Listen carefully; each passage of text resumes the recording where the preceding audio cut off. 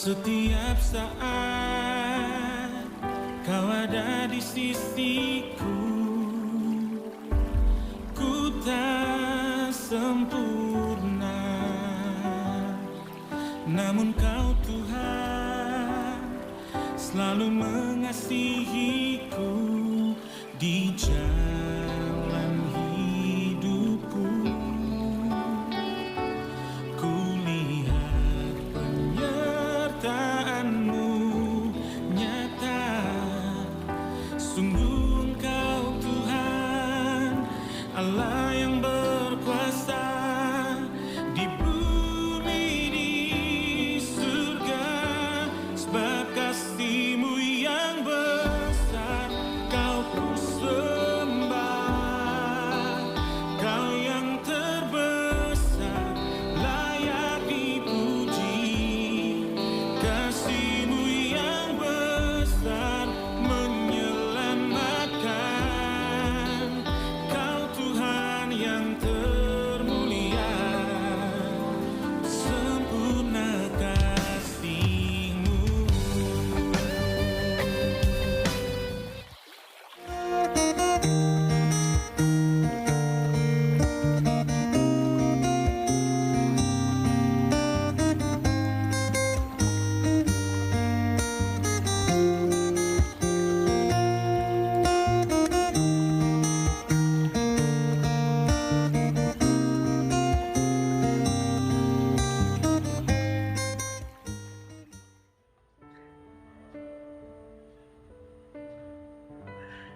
Shalom, selamat hari Minggu Bapak Ibu dan saudara-saudara sekalian. Salam sehat untuk kita semua. Senang untuk bertemu kembali dengan Bapak Ibu untuk mengikuti ibadah online GKP BMDC Fak-Fak untuk minggu ini. Saya akan membacakan 2 ayat dari Habakuk. Habakuk 3 ayat 17-18. Sekalipun pohon ara tidak berbunga, pohon anggur tidak berbuah, hasil pohon zaitun mengecewakan, sekalipun ladang-ladang tidak menghasilkan bahan makanan, kambing domba terhalau dari kurungan, dan tidak ada lembu sapi dalam kandang, namun aku akan bersorak-sorak di dalam Tuhan, beria-ria di dalam Allah yang menyelamatkan aku. Kadang pergumulan hidup ini tidak henti datang bertubi-tubi, tetapi jangan kita putus asa. Kita tenang, berdoa, berharap pada Yesus, bersorak-sorai dalam Tuhan, karena Dialah satu-satunya batu karang yang teguh. Mari sebelum kita mengikuti ibadah kita pada pagi hari ini, mari kita berdoa. Allah Bapa yang baik Tuhan, terima kasih kami ada hingga pada pagi hari ini Tuhan Yesus. Kami percaya itu karena campur tangan-Mu ya Bapa. Sebentar lagi kami akan mengikuti ibadah online di GKP BMDC Fak-Fak ya Bapa. Kiranya Engkau memberikan kami damai sejahtera, sukacita melalui ibadah ini Tuhan Yesus.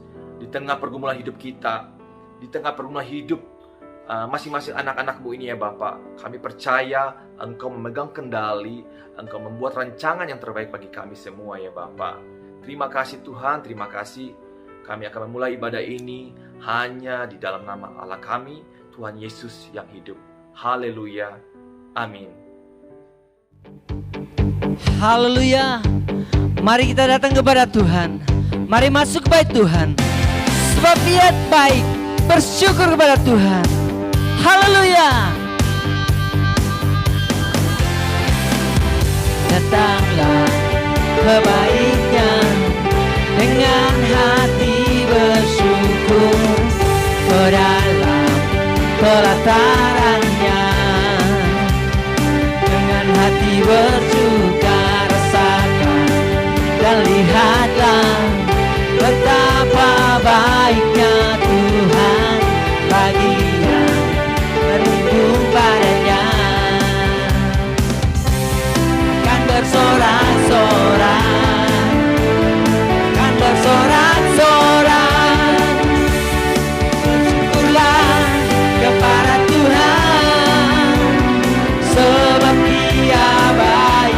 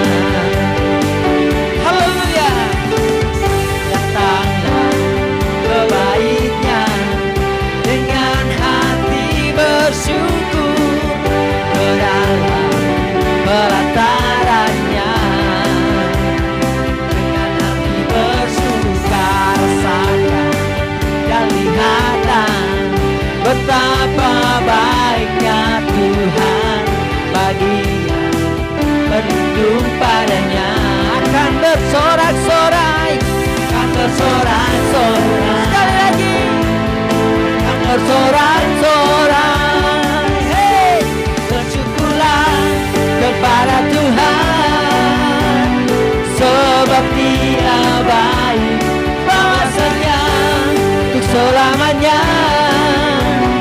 kasih setianya. Bersyukurlah kepada Tuhan, sebab Dia baik, bahwasanya untuk selamanya kasih setianya. Mari sama-sama kita angkat tangan kita, bersyukurlah kepada Tuhan, sebab Dia baik, bahwasanya selamanya kasih setianya. Bersyukurlah kepada Tuhan, sebab Dia baik, bahwasanya untuk selamanya kasih setianya. Katakan bahwasanya untuk selamanya, bahwasanya untuk selamanya, bahwasanya selamanya kasih setianya. Bersyukurlah. Haleluya. Kita masih akan tetap memuji Tuhan, sebab kita punya Allah yang luar biasa. Tuhanlah kekuatan dan mazmurku. Haleluya.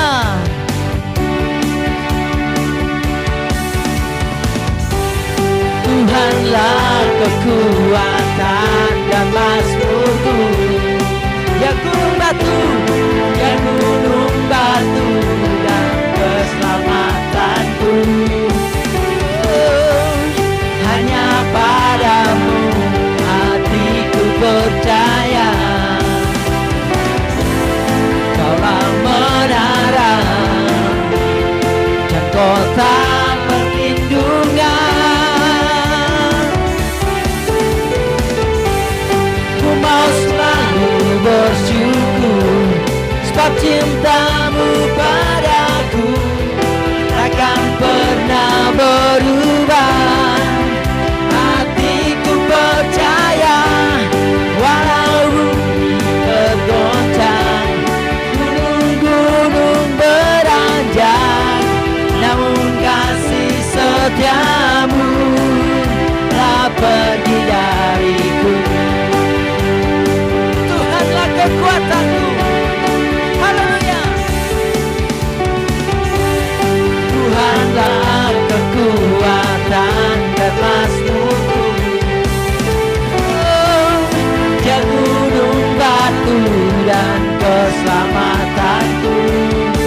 Hanya padamu hatiku percaya, Kaulah menara dan kota perlindungan. Ku mau selalu bersyukur, sebab cintamu padaku takkan pernah berubah. Hatiku percaya, walau bumi bergoncang, gunung-gunung beranjak, namun kasih setiamu tak pergi dariku. Ku mau selalu bersyukur, sebab cintamu padaku takkan pernah berubah.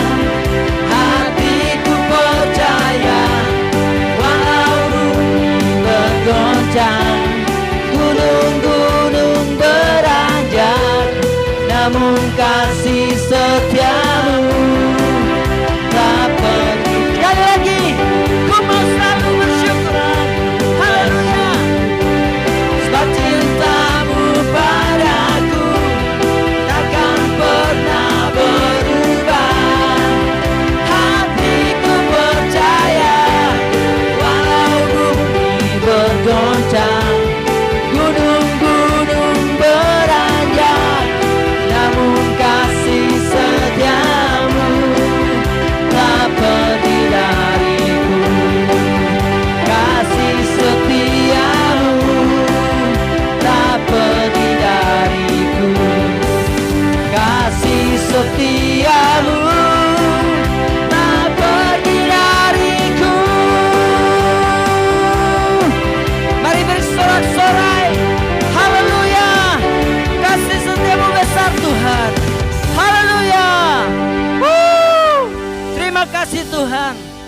Haleluya. Mari kita siapkan hati kita. Kita masuk dalam hadirat Tuhan. Sebab kita percaya kita punya Allah yang sangat setia. Terima kasih Tuhan. Janji-Mu luar biasa dalam kehidupan kami. Dan kami selalu percaya Kau tidak pernah meninggalkan kami. Haleluya. Terima kasih Tuhan.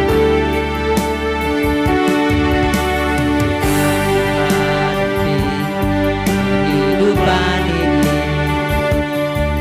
jalan mana yang harus ku pilih? Ku tahu ku tak mampu, ku tahu ku tak sanggup.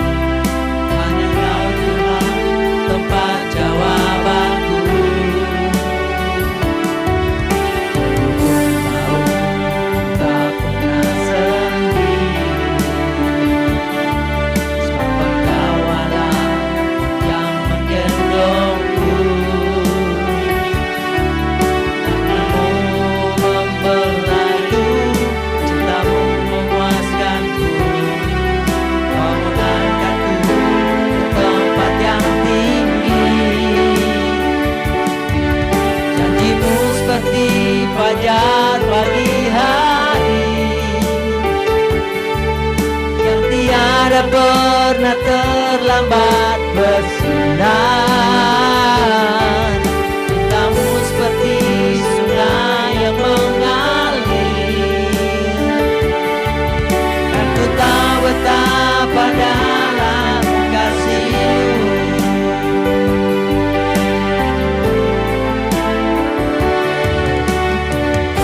Hadapi kehidupan ini, jalan mana yang harus ku pilih?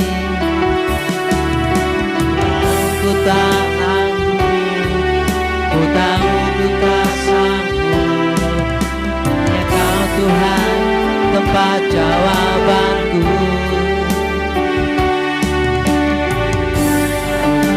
Ku tak pernah sendiri, sebab Engkau Allah yang menggendongku. Tangan-Mu membelaiku, cinta-Mu memuaskanku. Kau mengangkatku ke tempat yang tinggi. Janji-Mu seperti fajar pagi hari, yang tiada pernah terlambat bersinar.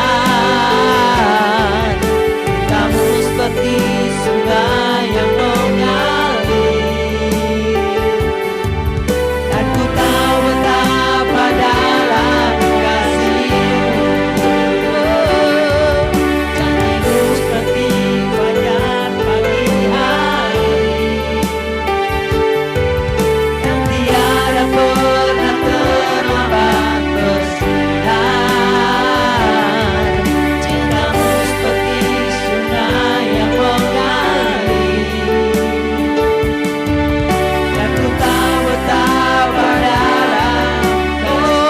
Janji-Mu Tuhan, janji-Mu seperti fajar pagi hari,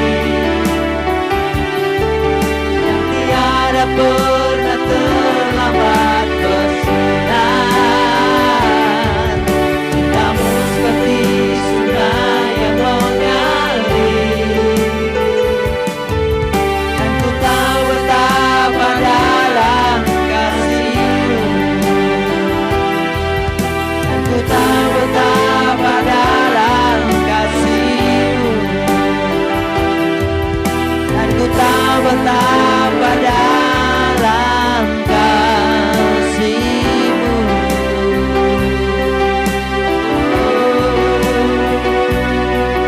Janji-Mu Tuhan, janji-Mu sungguh seperti fajar, seperti sungai yang mengalir, tiada pernah berhenti. Selamatkan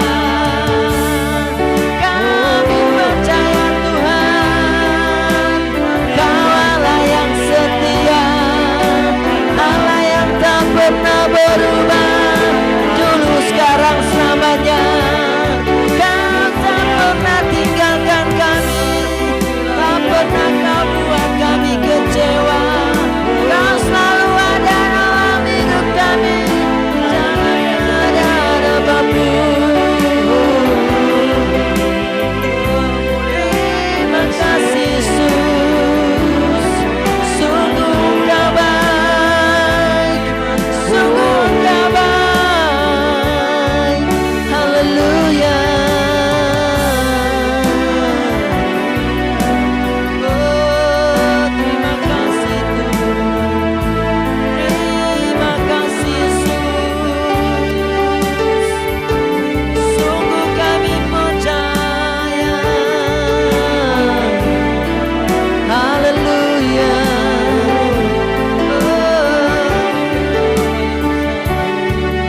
Janjimu seperti fajar pagi hari, yang tiada pernah terlambat bersinar. Cintamu seperti sungai yang mengalir, dan ku tahu betapa dalam kasih-Mu. Janji-Mu seperti fajar pagi hari, yang tiada pernah terlambat bersinar. Cintamu seperti sungai yang mengalir, dan ku tahu betapa dalam kasih-Mu, dan ku tahu betapa dalam kasih-Mu, dan ku tahu betapa dalam kasih-Mu.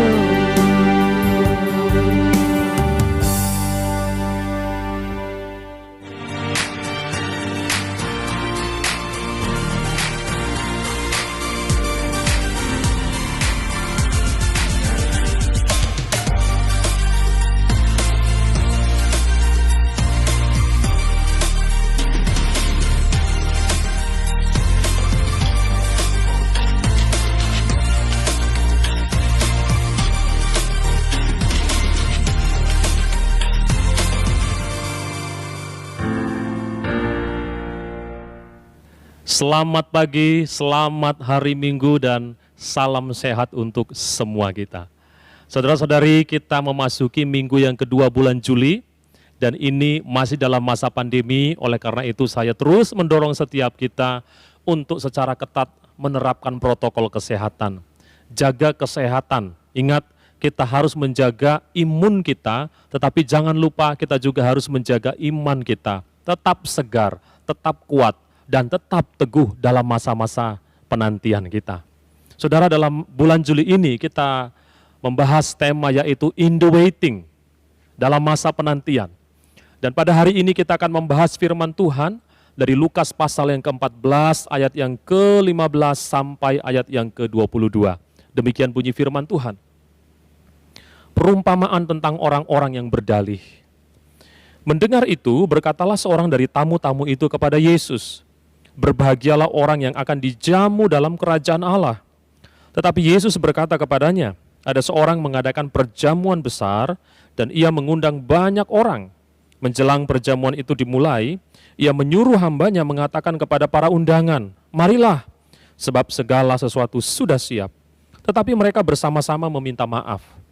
Yang pertama berkata kepadanya, 'Aku telah membeli ladang dan aku harus pergi melihatnya. Aku minta dimaafkan.'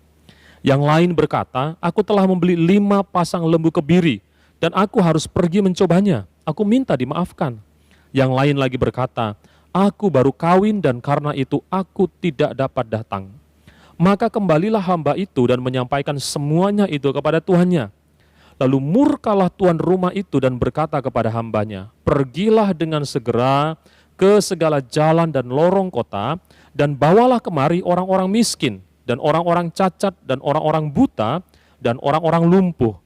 Kemudian hamba itu melaporkan, 'Tuhan, apa yang Tuhan perintahkan itu sudah dilaksanakan, tetapi sekalipun demikian masih ada tempat.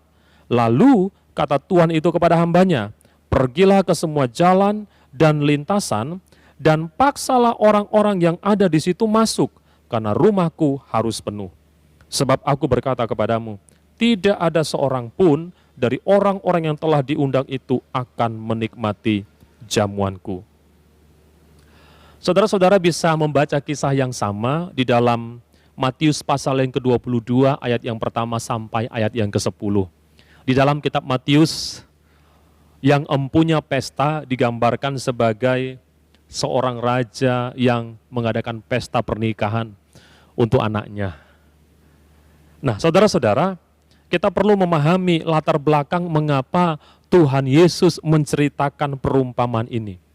Kalau kita membaca Lukas pasal 14, mulai dari ayat yang pertama sampai ayat yang ke-14, di sana kita akan mengetahui bahwa Tuhan Yesus pada waktu dia menceritakan perumpamaan ini, sementara sedang berada di sebuah undangan. Ada seseorang yang mengundang Tuhan untuk datang, jadi Tuhan Yesus datang menghadiri undangan tersebut. Nah, di dalam acara tersebut, Tuhan memperhatikan perilaku dan sikap para tamu undangan. Dia melihat bahwa banyak tamu undangan itu berusaha untuk memperoleh kursi yang paling depan. Mereka ingin mendapat penghormatan, mereka ingin dihargai, ingin dihormati dengan cara memperoleh tempat duduk yang paling depan. Nah, untuk mereka itu Tuhan memberikan nasihat. Apabila kita diundang dalam sebuah perjamuan, janganlah berusaha untuk duduk di kursi yang paling depan. Mengapa? Karena saudara bisa membayangkan, alangkah malunya kita apabila ketika kita sudah berusaha memperoleh tempat yang paling depan, lalu yang punya pesta datang kemudian berkata, saudaraku mohon maaf, kursi yang saudara duduki sebenarnya telah saya persiapkan untuk orang lain. Oleh karena itu, silakan pindah dan cari tempat yang lain. Saudara bisa membayangkan betapa malunya kita kalau itu terjadi kepada kita. Oleh karena itu, Tuhan mengatakan, apabila engkau diundang, carilah tempat yang di belakang. Mengapa? Karena ada kemungkinan bahwa orang yang punya pesta tersebut akan melihat kita. Lalu kemudian dia datang kepada kita, lalu berkata, saudara, mari ikut dengan saya. Dan silahkan duduk di kursi yang paling depan, karena kursi tersebut telah saya persiapkan untukmu. Dan Tuhan berkata, kita akan menerima penghormatan di depan semua orang. Apa yang Tuhan mau sampaikan? Tuhan ingin mengajar kita supaya kita tidak hidup di dalam keangkuhan, di dalam kesombongan. Tuhan mau kita belajar tentang kerendahan hati. Karena prinsip kerendahan hati adalah nilai yang sangat-sangat penting di dalam kerajaan Allah. Dan itulah yang Tuhan mau untuk kita praktekkan dalam kehidupan kita. Secara khusus dalam masa-masa penantian ini. Nah, saudara-saudara, ketika Tuhan sementara sedang memberikan nasihat etika bagaimana kita bersikap di dalam perjamuan, tiba-tiba ada seseorang yang memberikan respon terhadap nasihat Tuhan. Orang ini berkata, berbahagialah orang yang akan dijamu dalam kerajaan Allah. Saudara, Alkitab tidak menceritakan siapa orang ini, dari mana dia berasal, dan mengapa dia mengucapkan kalimat ini. Tidak disebutkan. Bisa jadi orang tersebut benar-benar tersentuh oleh nasihat Tuhan, sehingga dengan tulus hati dia mengucapkan kalimat ini. Atau bisa jadi sebenarnya orang tersebut tidak senang dikritik oleh Tuhan. Telinganya panas karena dinasihati oleh Tuhan. Sehingga dia berusaha untuk mengalihkan perbincangan Tuhan berkaitan dengan bagaimana sikap di dalam undangan.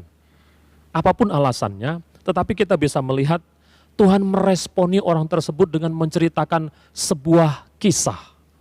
Kisah yang baru saja kita baca tentang orang-orang yang berdalih ketika mereka diundang dalam sebuah perjamuan.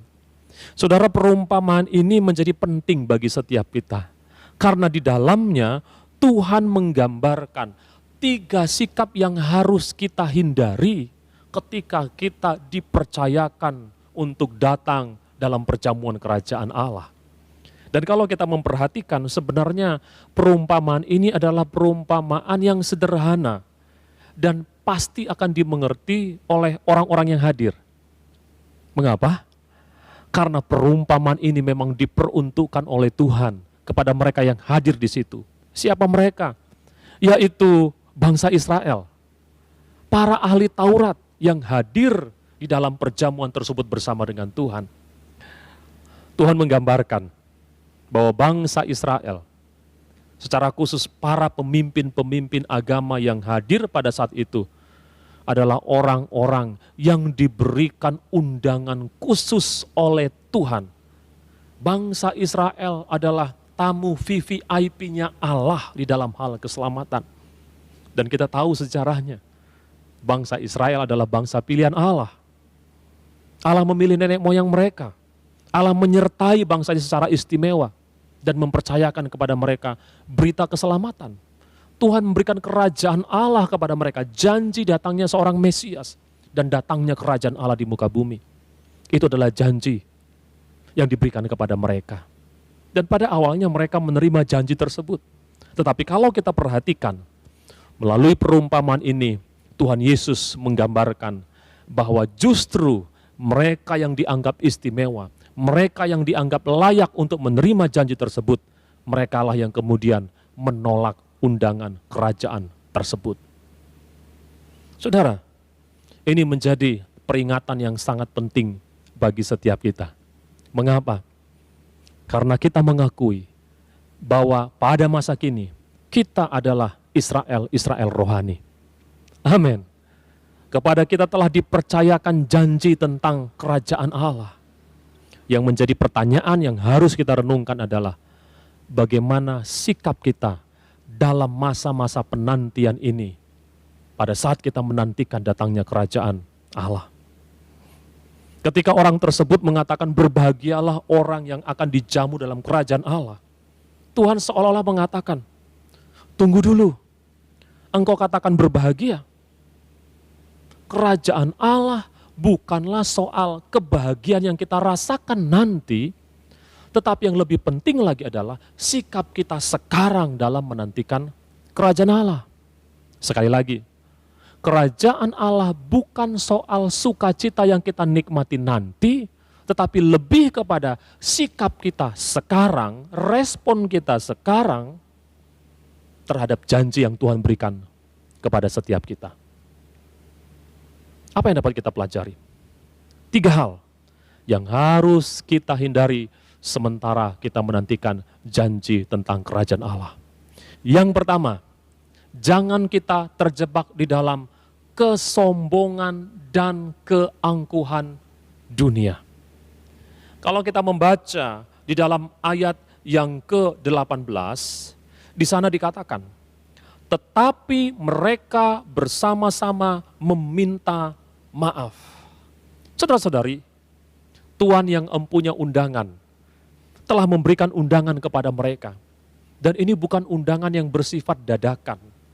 Karena sesuai dengan adat dan kebiasaan orang Yahudi, setiap kali ada orang yang mengadakan undangan atau perjamuan saudara-saudara, maka mereka akan mengirim utusan untuk memberitahukan. Dan kemudian sementara mereka sedang mempersiapkan segala sesuatu, maka yang empunya pesta akan datang kembali untuk memberitahukan bahwa pesta telah siap dan diharapkan mereka untuk hadir. Artinya apa saudara-saudara?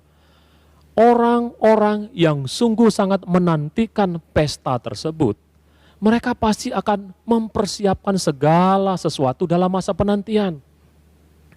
Inilah yang ditekankan oleh Tuhan Yesus. Dan alasan yang mereka berikan, penolakan yang mereka berikan, itu merupakan bentuk kesombongan dan keangkuhan. Mengapa saya katakan demikian, saudara-saudara? Yang pertama adalah karena melalui penolakan tersebut, mereka merasa tidak penting untuk datang ke pesta tersebut. Saudara-saudara, di dalam Matius pasal 22 dikatakan bahwa raja yang mengundang mereka. Artinya, undangan tersebut pastilah undangan yang sangat penting dan berharga. Bayangkan saudara-saudara, kalau presiden memberikan undangan khusus kepada kita, tentu saja dalam situasi yang normal, saya percaya kita pasti akan mengusahakan supaya kita bisa hadir di dalam undangan tersebut. Mengapa? Karena undangan presiden tentunya merupakan undangan yang sangat istimewa, undangan yang sangat berharga. Dan kehadiran kita dalam undangan tersebut menunjukkan bahwa kita menghargai undangan tersebut. Penolakan terhadap undangan tersebut sesungguhnya menunjukkan keangkuhan karena kita merasa tidak penting untuk hadir. Dan kita merasa urusan kita jauh lebih penting daripada hadir dalam undangan tersebut. Dan bayangkan kalau undangan tersebut adalah undangan dari Tuhan kepada setiap kita. Pertanyaannya, apakah kita merasa tidak penting untuk menanggapi undangan Tuhan tersebut? Atau tanpa sadar kesombongan rohani di dalam diri kita membuat kita menolak undangan Tuhan tersebut? Kesombongan rohani yang membuat kita merasa bahwa kita tidak perlu untuk hadir di dalam undangan tersebut. Itulah kesombongan yang ditunjukkan oleh orang-orang yang menolak undangan yang diberikan kepada mereka. Peringatan bagi semua kita. Apakah kita memandang penting perkara-perkara rohani sementara kita menantikan janji kerajaan Allah tersebut? Masihkah kita menaruh minat dan gairah yang besar kepada perkara-perkara rohani? Masihkah kita menganggap penting segala sesuatu yang bersifat membangun rohani kita dalam masa-masa penantian ini? Atau jangan-jangan kita tidak menaruh minat lagi kepada hal-hal yang bersifat rohani? Kita justru lebih menaruh minat kepada hal-hal yang bersifat jasmani. Ini menjadi peringatan bagi setiap kita. Bagaimana sikap kita dalam mempergunakan waktu yang kita miliki. Itu menunjukkan apakah kita sungguh-sungguh menghargai undangan Tuhan tersebut. Jangan terjebak di dalam kesombongan rohani. Saudara, hal itulah yang terjadi kepada orang-orang Israel. Mereka punya kesombongan secara rohani. Mereka merasa sebagai bangsa pilihan Allah. Mereka adalah umat yang istimewa, yang kepada mereka telah diberikan hak untuk masuk dalam kerajaan Allah. Akibatnya saudara, merekalah yang merasa pantas untuk masuk ke dalam kerajaan surga. Bangsa yang lain bukanlah bangsa yang pantas, hanya mereka. Dan kesombongan tersebut membuat mereka buta akan kebenaran kerajaan Allah. Sehingga ketika Tuhan Yesus datang dan membawa berita tentang kerajaan Allah, tentang kebenaran, justru mereka menolak kedatangan Tuhan. Mereka menganggap undangan Tuhan tidak lebih penting daripada keinginan hati mereka. Itu yang pertama, saudara-saudara. Jangan kita terjebak dalam sikap kesombongan dan keangkuhan dunia. Yang kedua, jangan sampai kita terjebak di dalam aktivitas, kesibukan, dan keinginan dunia. Kalau kita memperhatikan 3 alasan yang disampaikan oleh orang-orang yang menolak undangan tersebut, sebenarnya 3 alasan tersebut adalah 3 alasan yang remeh, 3 alasan yang tidak masuk akal. Kenapa saya katakan tidak masuk akal? Karena tidak mungkin ada orang yang hendak membeli ladang tidak mengecek terlebih dahulu. Pasti yang bersangkutan sudah memeriksa tanah yang akan dibelinya. Dan tidak mungkin pula ada orang yang membeli 5 pasang lembu tidak mengecek atau memeriksa terlebih dahulu. Sama kalau sekarang kita mau beli mobil, pasti kita akan melakukan pengecekan. Kalau bukan kita, mungkin orang yang kita percayai. Jadi sebenarnya ini alasan-alasan yang tidak masuk akal. Sebagaimana saya katakan tadi, ini undangan bukanlah undangan yang bersifat mendadak. Ini adalah undangan yang sudah diberitahukan terlebih dahulu. Harapannya dalam masa menantikan pesta tersebut kita mempersiapkan diri.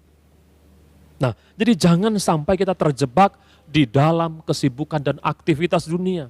Karena 3 hal tersebut itu menggambarkan aktivitas, kegiatan kita. Saudara, ini bukan dosa. Ya, 3 hal tersebut bukanlah sesuatu yang bersifat dosa.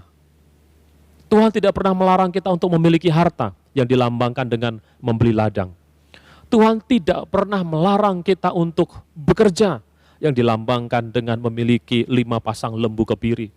Dan Tuhan tidak pernah melarang kita untuk memiliki keluarga, menikah. Tetapi yang patut kita waspadai adalah jangan sampai aktivitas kita, kesibukan kita sehari-hari itu membuat kita mengabaikan kerajaan Allah. Matius pasal 6 ayat yang ke-33, Tuhan menyuruh kita untuk menaruh perhatian kepada yang prioritas yaitu kerajaan Allah. Maka semuanya itu akan ditambahkan kepada kita. Jangan sampai dibalik saudara-saudara. Jangan kita lebih mementingkan hal-hal yang lainnya itu lebih daripada kerajaan Allah. Sekali lagi, Tuhan tidak melarang kita bekerja, Tuhan tidak melarang kita memiliki harta, Tuhan tidak melarang kita untuk memperhatikan keluarga kita. Tapi jangan sampai semua aktivitas, jangan sampai semua kesibukan kita sehari-hari membuat kita jauh dari Tuhan. Amin. Mari saudara-saudara, biarlah kita yang memeriksa kondisi iman, memeriksa kondisi hati kita. Bagaimana cara kita mempergunakan waktu kita sehari-hari. Apakah kesibukan dunia ini, hobi, kebiasaan, kesukaan kita itu yang kita lakukan setiap hari membawa kita jauh daripada Tuhan. Kalau kita mengakui dengan jujur, inilah saatnya untuk mengubah prioritas kita. Amin. Utamakan Tuhan. Saya percaya saudara-saudara, kalau kita belajar untuk mengutamakan Tuhan, maka Dia pasti akan menolong kita untuk menghadapi semua situasi dan kondisi yang sementara sedang kita alami. Itu yang kedua. Yang ketiga, saudara-saudara, jangan sampai kita terjebak kepada sikap yang tidak menghargai kasih karunia Allah. Kita membaca ayat berikutnya. Dikatakan demikian di dalam ayat yang ke-21. Maka kembalilah hamba itu dan menyampaikan semuanya itu kepada tuannya. Lalu murkalah tuan rumah itu dan berkata kepada hambanya, pergilah dengan segera ke segala jalan dan lorong kota, dan bawalah kemari orang-orang miskin, dan orang-orang cacat, dan orang-orang buta, dan orang-orang lumpuh. Kemudian hamba itu melaporkan, Tuhan, apa yang Tuhan perintahkan itu sudah dilaksanakan, tetapi sekalipun demikian masih ada tempat. Lalu kata Tuhan itu kepada hambanya, pergilah ke semua jalan dan lintasan dan paksalah orang-orang yang ada di situ masuk karena rumahku harus penuh. Saudara-saudara, karena orang Israel telah menolak undangan Tuhan, maka sekarang Tuhan memberikan undangan tersebut kepada orang-orang lain yang digambarkan dengan orang cacat, orang lumpuh, orang buta, orang yang hidup di perlintasan jalan, di lorong-lorong. Yaitu siapa saudara? Yaitu orang-orang yang sebenarnya tidak pantas, tidak qualified untuk diundang dalam perjamuan Tuhan. Tetapi karena mereka telah menolak undangan Tuhan yang berharga tersebut, maka sekarang Tuhan memantaskan, Tuhan melayakkan orang-orang yang sebenarnya tidak qualified. Inilah disebut dengan kasih karunia. Orang Israel menolak kasih karunia Allah, dan sekarang Allah menyatakan kasih karunia-Nya kepada semua orang. Tuhan tidak pernah memperhatikan latar belakang kita ketika Dia menawarkan keselamatan. Amin. Jikalau sekarang semua kita ini ada menjadi orang yang percaya kepada Tuhan, itu bukan karena kita pantas. Jangan menjadi sombong seperti orang Israel yang merasa pantas. Kita tidak layak. Tapi hanya karena Tuhan yang memantaskan kita. Betapa besar kasih karunia Allah dalam kehidupan kita. Yang menjadi pertanyaannya, saudara-saudara, apa respon kita? Apa sikap kita terhadap kasih karunia yang Tuhan berikan kepada setiap kita? Apakah kita mempergunakan kasih karunia Allah dengan hidup penuh tanggung jawab? Apakah kita mempergunakan waktu yang sisa ini dengan sungguh-sungguh mempersiapkan diri kita untuk menikmati perjamuan bersama dengan Tuhan? Rasul Paulus menyadari bahwa hidupnya semata-mata adalah karena anugerah Tuhan. Tadinya dia adalah musuh Allah. Dia mengatakan dia tidak pantas untuk menerima kasih Allah. Tetapi Tuhan yang memantaskan dia. Dan sebagai respon atas betapa besar kasih Allah dalam kehidupannya. Maka dia berkomitmen untuk mempergunakan semua waktunya untuk mempermuliakan nama Tuhan. 1 Korintus 15 ayat 9 mengatakan demikian. Karena aku adalah yang paling hina dari semua rasul, bahkan tidak layak disebut rasul, sebab aku telah menganiaya jemaat Allah. Tetapi karena kasih karunia Allah, aku adalah sebagaimana aku ada sekarang. Dan kasih karunia yang dianugerahkannya kepadaku tidak sia-sia. Sebaliknya, aku telah bekerja lebih keras daripada mereka semua. Tetapi bukannya aku, melainkan kasih karunia Allah yang menyertai aku. Kita perlu meneladani sikap Paulus. Dia menyadari hidupnya adalah karena kasih karunia Allah. Dan kemudian sebagai bentuk penghargaannya atas anugerah dan kasih karunia tersebut, dia mempersembahkan seluruh kehidupannya, mempersembahkan seluruh waktunya, mempersiapkan diri dengan bekerja keras lebih daripada yang lain untuk bisa menghadiri perjamuan kerajaan Allah. Mari, ini juga menjadi peringatan bagi setiap kita. Sudahkah kita mempersiapkan diri kita menjelang datangnya kerajaan Allah? Itulah saudara-saudara, 3 hal yang harus kita hindari. Jangan sampai kita terjebak di dalam ketiga hal tersebut, yaitu tidak terjebak di dalam keangkuhan dan kesombongan dunia. Tidak terjebak di dalam kesibukan, aktivitas, dan keinginan dunia. Dan tidak terjebak di dalam sikap yang tidak menghargai kasih karunia Allah. Biarlah kita semakin diteguhkan untuk mempersiapkan diri kita. Sebagai penutup, saudara-saudara, ini menjadi peringatan yang keras bagi setiap kita. Di dalam ayat ke-23 dan 24, Tuhan mengatakan demikian. Sebab aku berkata kepadamu, tidak ada seorang pun dari orang-orang yang telah diundang itu akan menikmati jamuanku. Tuhan memberikan peringatan, saudara-saudara, bahwa semua orang yang diundang itu sebenarnya mereka memiliki tempat untuk menikmati perjamuan bersama dengan Tuhan.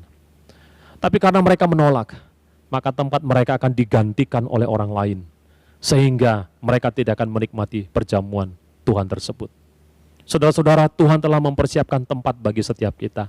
Dia telah memberikan undangan kepada setiap kita.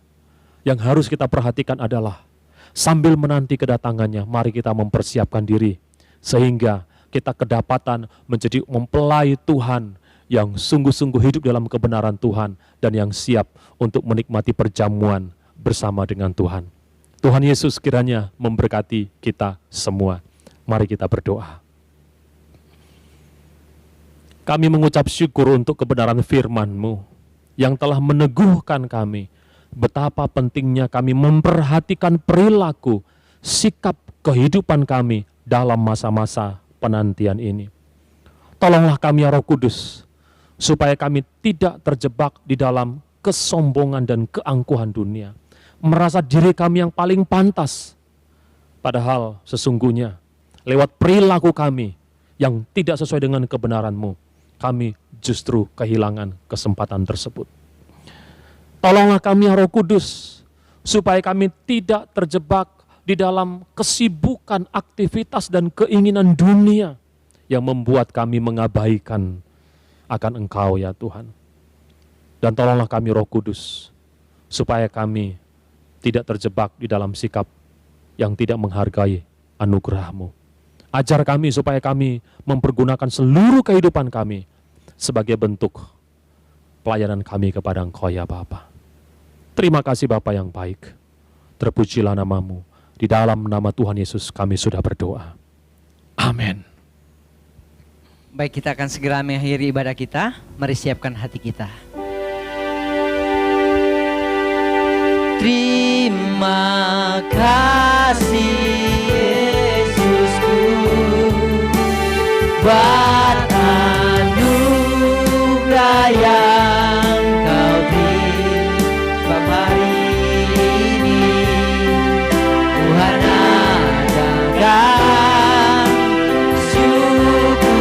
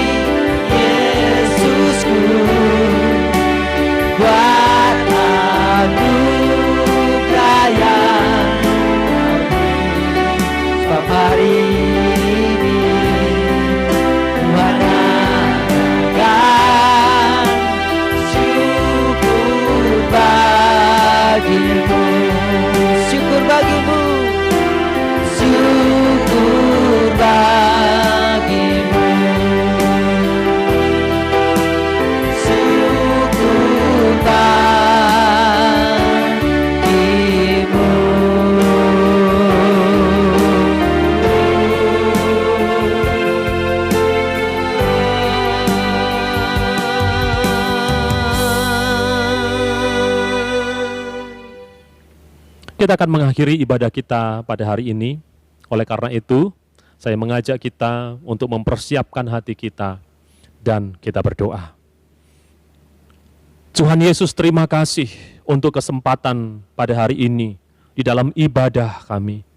Kami telah mendengarkan firman-Mu Tuhan, firman yang telah meneguhkan hati kami, firman yang telah menjadi peringatan bagi setiap kami, supaya kami secara sungguh-sungguh memperhatikan sikap hidup kami. In the waiting, di dalam masa-masa penantian ini, biarlah kami secara sungguh-sungguh memberikan hidup kami untuk menjadi kehidupan yang menantikan Engkau ya Bapa. Biarlah kami mempersiapkan hidup kami, menjaga kekudusan hidup kami, menjaga persekutuan kami bersama dengan Tuhan, supaya ketika saatnya tiba, kami adalah orang-orang yang diterima oleh Tuhan, bukan karena kepantasan diri kami, tetapi karena kami hidup dengan iman yang teguh kepada Engkau saja ya Bapa. Terima kasih Bapa yang baik. Mari sama-sama kita mengangkat tangan kita. Terimalah berkat yang besar yang datang daripada Bapa kita yang di surga. Kasih setia daripada anaknya Tuhan Yesus Kristus, persekutuan dan penghiburan Roh Kudus akan menyertai kita dari sekarang sampai selama-lamanya. Di dalam nama Tuhan Yesus kami sudah berdoa. Amin. Selamat hari Minggu, Tuhan Yesus memberkati kita semua. I was lost with a broken heart. You picked me up, now I'm set apart. From the ash I am born again, forever safe in the Savior's hands. You were more than my words could say.